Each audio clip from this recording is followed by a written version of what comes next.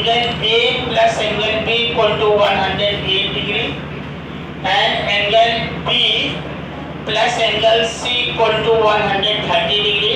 Find angle B, angle A, B and angle C. अब आपके पास देखिए क्या दिया हुआ है।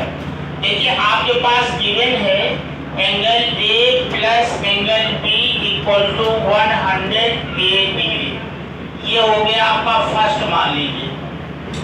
और angle B plus angle C equal to 130 दिया है, इसको आप सेकंड मान लीजिए। ठीक है, अब जब आप सेकंड मान लेंगे तो इसको हम ऐड कर देंगे। अब देखो ऐड क्यों किया गया है। देखो हमने ये सोचा कि इसमें angle A plus angle B equal to 108 दिया ही है और angle B plus angle C जो है 130 दिया है। जब हम इसको ऐड करेंगे तो angle A plus angle B plus angle C मिल जाएगा आपको। और angle A plus angle B plus angle C के जगह पे क्या रख देंगे 180, तो उससे एंगल बी आपका मालूम हो जाएगा। तो यहाँ देखिए एडिंग फर्स्ट एंड सेकेंड, तो इसको ऐड करेंगे तो लेफ्ट साइड में ऐड कर दीजिए, राइट साइड में ऐड कर देंगे।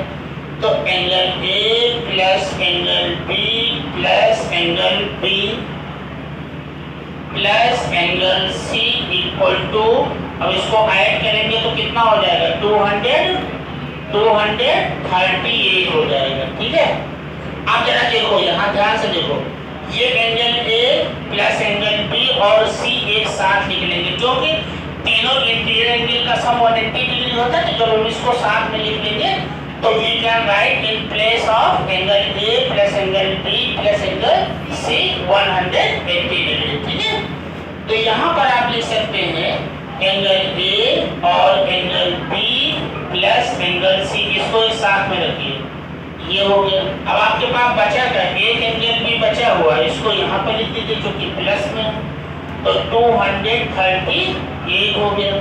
अब angle A plus angle B plus angle C, इसके यहाँ पर कितना रखोगे 180, एंगल बी इक्वल टू 238। अब 180 को उठा के उधर ले जाइए, तो angle B equal to 238 minus 180 degree. ठीक है, तो आपके पास कितना आ जाएगा बोलिए 238 माइनस कितना 180, तो कितना हो जाएगा यहाँ पर 58 डिग्री। कितना हो जाएगा 58 डिग्री आपका आ जाएगा। ठीक है, तो एंगल बी जो है आपका 58 हो गया।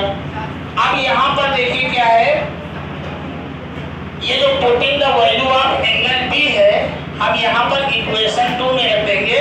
तो जब यहाँ बी में रखेंगे तो यहाँ से क्या निकल आएगा सी निकल आएगा। बोलो बेटा, और यहाँ रख दीजिए एंगल बी जो रख देंगे तो कितना हो जाएगा यहाँ से ए निकल आएगा। बोलिए भाई, ठीक है, इसको स्टार्ट करो।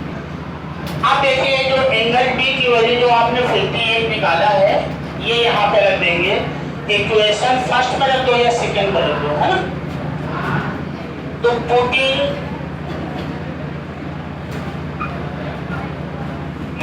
putting the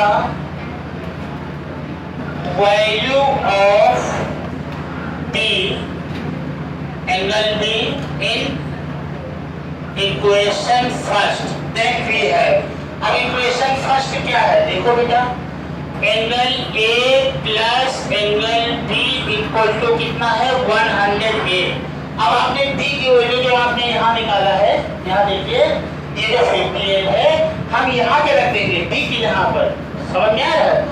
तो एंगल A यहाँ पर 58 रखेंगे, है ना, equal to 108, angle A equal to 108 minus 58। अब जब हम 108 में से 58 सब्ट्रैक्ट करेंगे तो 50 आ जाएगा, तो एंगल A 50 हो गया। ठीक है, अब आप जो है ये जो एंगल B है इसकी वजह सेकंड में रख दीजिए, यहाँ से C आ जाएगा। ठीक है, फर्स्ट एंड कंबाइंड कर दो, इक्वेशन सेकंड कर दो। तो इसमें देखो सेकंड में क्या है, यहाँ रखो, इक्वेशन सेकंड क्या है angle B plus angle C equal to 130 degree हो गया। तो बी की वैल्यू यहाँ पर 58 रख देंगे, तो एंगल सी इक्वल टू 130 हुआ।